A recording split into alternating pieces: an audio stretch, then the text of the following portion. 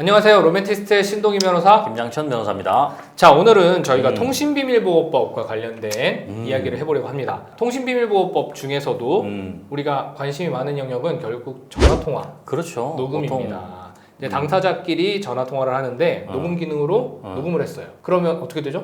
처벌받지 않죠. 왜 처벌받지 않냐면 이 통신비밀보호법 제14조에서 이 법에 의해서 처벌되는 주체를 타인 간의 대화라고 맞아요. 규정하고 있기 때문이에요. 그러니까 우리 둘이 대화했는데 그 내용을 상대방의 허락 없이 내가 녹음을 했다라고 하면 통비법 위반은 아닌 거예요. 왜?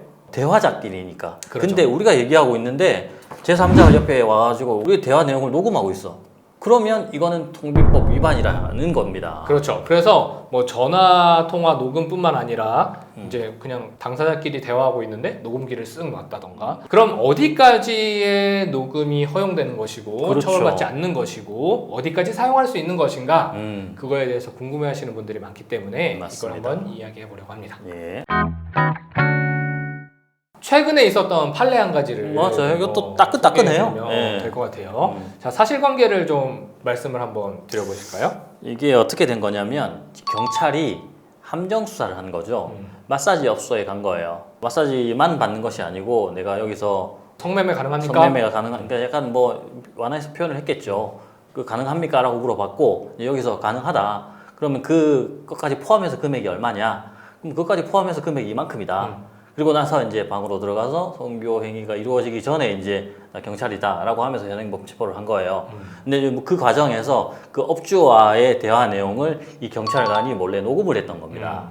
그래서 그 대화자끼리잖아요. 네. 대화자끼리기는 하지만 사실 이게 약간 좀 위법한 함정수사일지도 모른다는 생각도 약간은 들고 통비법 위반은 아닌 것 같지만 어찌 보면 이거를 위해서 녹음해도 되나 싶기도 하고 그래서 이게 이제 사안이 문제가 된 거예요. 자, 여기서 논점은 이렇게 생각해 보시면 돼요. 통신비밀보호법에서는 타인 간의 대화를 녹음하면 불법이라고 했어요. 근데 이 경찰관이 대화의 주체였죠. 그렇죠. 그러니까 내가 녹음한 거는 통비법상 위반이 아니야. 그렇죠. 이런 관점에서 보면 불법이 아닌데 네.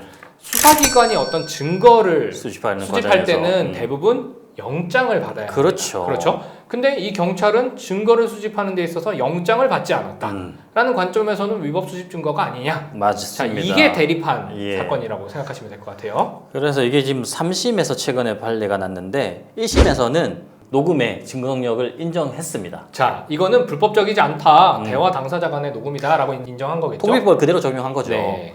그런데 항소를 했어요. 네. 항소심에서는 단속 경찰이 피고인과의 대화를 몰래 녹음한 것은 타인과의 대화의 비밀을 침해한 것이다. 그리고 형사소송법상 사전 고지를 한 것을 위반했고 이런 여러 가지의 적법 절차를 위배했다. 따라서 이거는 위법 수집 증거에 해당한다. 따라서 피고인은 무죄다.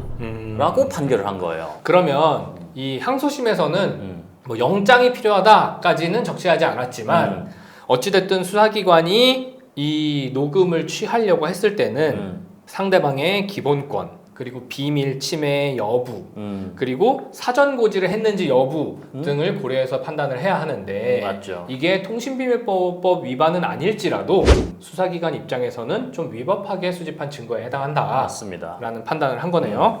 그러고 나서 이제 검찰이 상고를 했겠죠. 그래서 대법원에서는 어떻게 얘기했냐면 통비법상 대화자끼의 대화 녹음이다. 따라서 통비법 위반 아니다. 그리고 경찰관이 이 불특정 다수가 운영하는 이 성매매 업소에 들어가가지고 이 적법한 수사를 하는 과정에서 이것을 범행의 증거를 보존하기 위해서 범행 상황을 녹음한 것이다. 그렇기 때문에 이것은 상대방이 인식하지 못하는 과정에서의 녹음이 있었다고 해도 위법이 아니다. 라고 판결을 내려서 파기환송시켜 놓은 상황이에요, 지금. 자, 이 대법원의 문구 중에 우리가 주목해야 될 것은 영장 없이 녹음했다 하더라도 그렇죠. 위법하다고 볼 수 없다라고 명시를 해줬어요. 그러니까 아까 저희가 말씀드렸듯이 항소심에서는 뭐 영장 이야기는 하지 않았지만 좀 위법하다라고 했는데 대법원이 영장 없이 수집했다 하더라도 이 사안은 위법하다고 볼 수 없다라고 명시를 해줬다는 거죠. 근데 영장이 있는데 그 누가 그렇게 얘기를 해요? 안 하지. 이 성매매 알선을 처벌하기 위해서는 이렇게까지밖에 할 수 없었다라고 이제 대법원은 판단을 한 것이고 사실 어떤 걸 위반했냐? 그러니까 결국에는 통비법 위반 여부가 굉장히 중요했다는 거예요. 당사자 간의 녹음도 이제 문제가 될 수 있다는 인식이 점점 생겨나면서 이 통신비밀보호법을 좀 개정해야 되는 것 아니냐 맞아요. 이런 말들을 하는 사람들이 많아지고 있어요. 왜냐면 이거 뭐 불안해서 어디 전화 통화 하겠어? 그리고 요즘에 폰은 자동 녹음 기능이 또 되어 있잖아요. 그러니까 내가 원하든 원하지 않든 이게 녹음이 쭉 되고 있는 거예요. 그럼 나중에 혹시나 문제가 되었을 때 그게 자기한테 불리한 부메랑이 돼서 돌아오긴 하잖아요. 자, 그래서 이렇게 생각하시는 분들이 있어요. 전화 통화 막 하고 있어요. 이상해. 상대방 녹음하는 것 같아. 야, 너 혹시 녹음하는 거 아니지? 녹음 절대 하지 마. 나 분명히 말했어. 녹음 진짜 하지 마. 했는데 녹음된 거예요. 내가 의사를 밝혔는데도 불구하고 상대방이 녹음한 건데 이것도 처벌 안 받아? 이렇게 궁금해하시는 분들이 있어요. 맞아요. 이거 상당히 이제 상담도 많이 오고 문의도 많이 오는데 현행법상으로는 이건 대화자끼리 녹음을 한 것이기 때문에 통비법으로 처벌할 수 없는 게 형사적 처벌은 어렵다라고 생각하시면 될 것 같아요. 자, 그러면 형사적으로 처벌받지 않으니까 아무 문제도 일어나지 않을까요? 아니에요. 우리 헌법에서는 사생활의 비밀과 자유도 보호하고 있고 나의 음성권 굉장히 보호받아야 마땅할 권리이죠. 그 권리를 침해당했다고 판단할 수 있기 때문에 민사상 불법행위가 성립할 수 있습니다. 민사상 불법행위로 인한 손해배상 청구를 상대방이 할 수 있는 거죠. 그렇죠. 그리고 더불어서 하지 말라고 했는데 몰래 녹음을 했어. 그리고 그것을 어떤 경위로든 뭐 제3자에게 배포를 하거나 아니면 어떤 식으로든 이용을 했어. 그러면 그 행위에 관해서는 뭐 명예훼손이 됐든 뭐 다른 형사상의 죄목으로 처벌이 또 가능할 수도 있겠죠. 네. 자, 오늘은 저희가 통신비밀보호법에서 특히 문제가 되고 있는 대화자의 대화를 녹음하는 행위에 맞습니다. 대해서 이야기해봤습니다. 지금 현행법상은 어찌됐든 대화의 당사자인 사람이 녹음하는 행위는 처벌받지 않고 있어요. 앞으로 개정이 어떻게 될지는 모르겠지만 현재로서는 그러한 상황이고 이것이 형법적으로는 문제되지 않는다.